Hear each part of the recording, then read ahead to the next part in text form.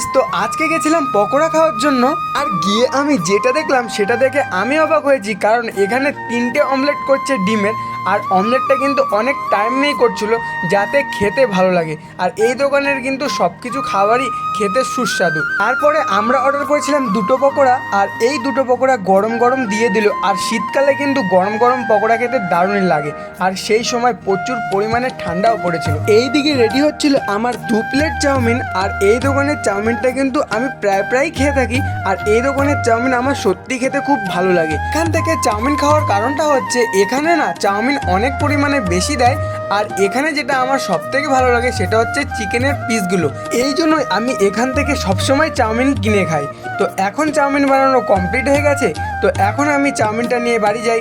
আর তোমাদের ভিডিওটা কেমন লাগলো অবশ্যই কমেন্ট করে বলবে। আর চ্যানেল নতুন হলে সাবস্ক্রাইব করে দেবে। তো দেখা হচ্ছে নেক্সট ভিডিওতে। Bye bye.